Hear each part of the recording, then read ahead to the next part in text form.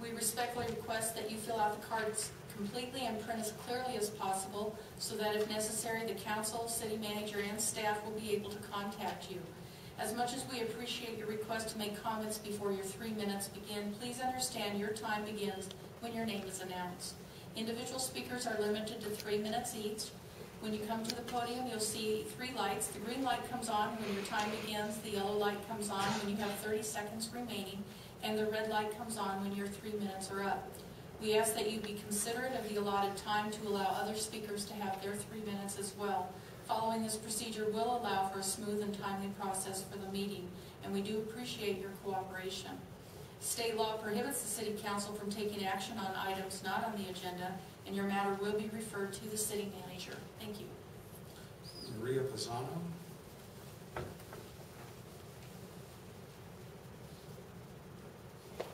Hello, I'm Maria Pisano, and I came here several months ago to speak on some issues that were going on in the city. Crime is one of the major issues that we were having problems with, and again, 2 weekends ago, we were victims of, yet again, more threats, assault, and violence in our neighborhood and at my home. We were having a birthday party Friday night, and some people showed up that I was told could not be at the party because of their long record of theft and for assaulting an elderly woman. And when I was told them to leave, I was punched in the face, and they left, and they came back with 7 to 10 black males who proceeded to assault 3 other young ladies that were in our driveway or out in my front yard. Luckily, we had some other adults that were there, parents, bigger gentlemen that were there that came out and tried to control the situation. Also text messages were sent to my daughter that she's out on the street, she's going to be jumped, which we've been facing this problem for the past 1.5 years in our neighborhood. No police were called, they never showed.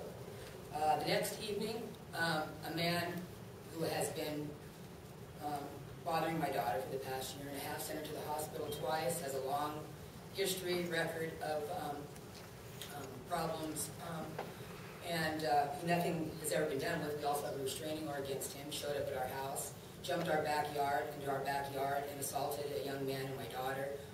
He was left with 2 huge black eyes. She had a big knot on her head. Again, we called the police. They didn't show up.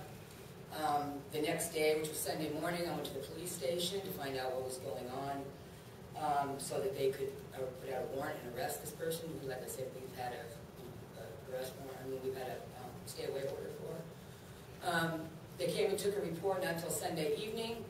The report was supposedly sent in. When I went that week to find out about it, I found out no report was ever sent or given to anybody at the police station, only on the previous issue, which half of that wasn't even reported to what really happened at our house. Like I said, this is someone that we've had a lot of problems with. The worst part of it all is nothing is ever done. These people are never arrested. They just run rampant in our neighborhood, cause all kinds of problems. I wish I could just finish what's going on here because now I had went over to a house where this person was keeping my daughter in an abandoned house, and when I went in, I was assaulted by this person, and because he claimed I threw a screwdriver at him, now I'm facing criminal charges. I'm going to court now. Nothing was ever done with him or any of these other people that just roam our neighborhoods and cause all these problems. My children are afraid to even walk around outside our neighborhood. They can't go to school, walk to school, or anything because they're being threatened on a daily basis. And I'm sorry, but this is very emotional and very upsetting because we've been going through it for so long in our neighborhood. And if it's saying the crime rate's down, well, maybe that's because some of these they're not even reported. As a matter of fact, the first police officer during this past 1.5 years told us it's basically my fault that I should keep my children inside the house, instead of going after the people that are causing the problems. And the last police officer told me that he wouldn't even live in this city, that he's just here, as a police officer, and that his advice to me was move out of the city, which we have. All right, thank you. Mr. Trigo, I want the dispatch tapes and the telephone calls, get the date and time on that party. Yes, sir. And I want to know when units were sent, all right? Okay. And could I have that within the next couple weeks? Yes, sir. Great, thank you. I'll look into that, all right? Thank you. Okay. Mr. Reeves.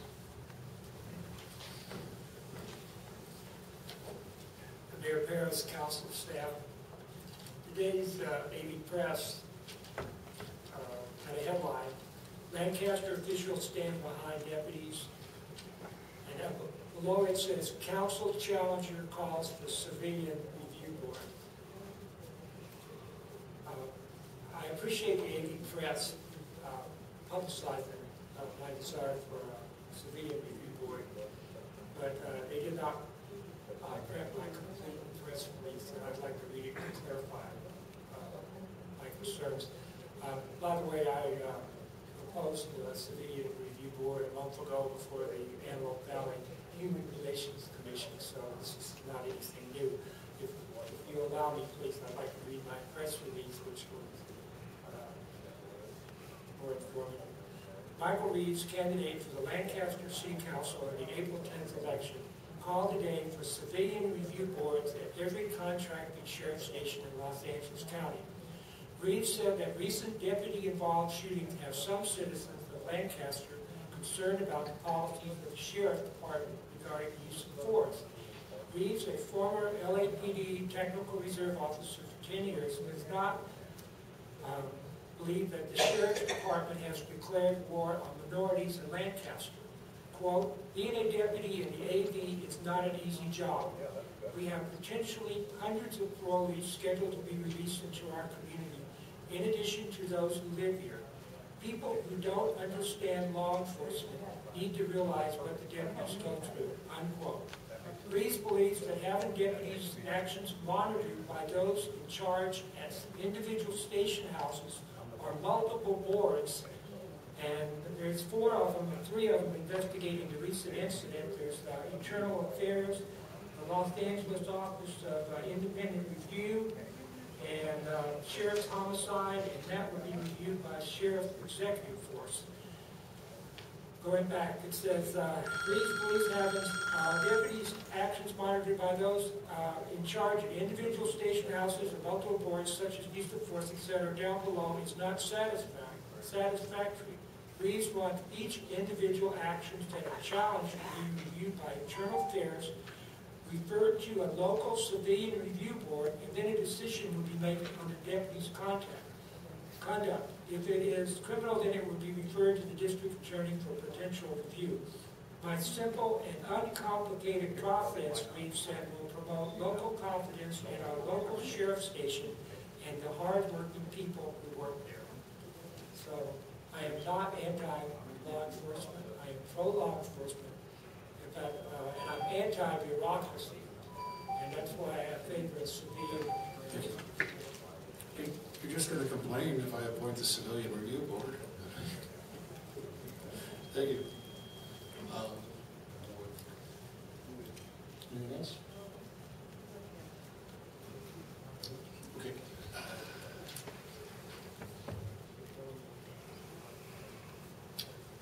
Council, any agency comments?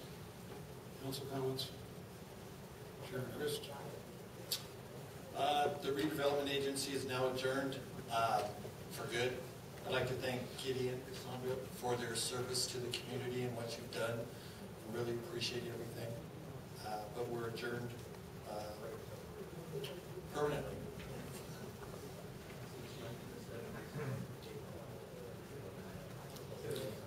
You know, Mr. Reeves, there is something I'm going to say. I don't understand why every time there's a gang member who is, you know, regrettably killed in a criminal act, that it goes from gang member to minority. And the analogy is drawn that this is somehow against minorities. It's not. It's a gang member who happened to be a minority. And make no mistake, in this city, we are at war with gang members. They do not have a place in our life. We do not want them here. And if they threaten the lives of our police officers, they have to accept the consequences of that. But it is not the job of our police officers to go out there and risk their lives and not defend themselves. That will never happen in this city. And I don't care who the gang member is. The fact that he's a gang member and threatened the life of a police officer is enough. what it's worth. Thank you. The city council meeting is adjourned until Tuesday, February 14th, 2012. Carol, I'm coming home and I'm hungry.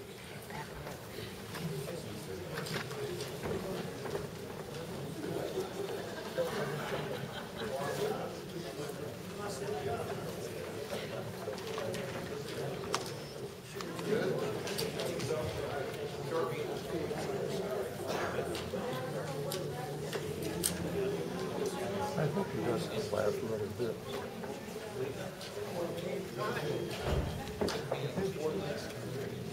Hi guys. Take care.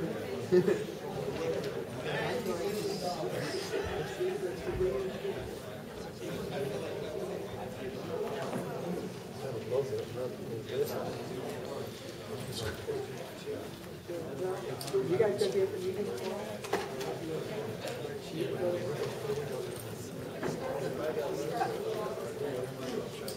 Oh,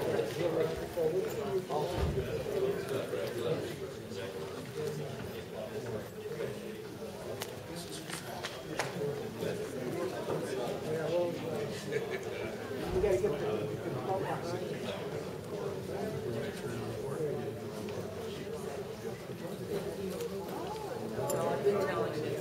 I've been telling this story. But I have other stories I want to share. That's okay. But you have a meeting.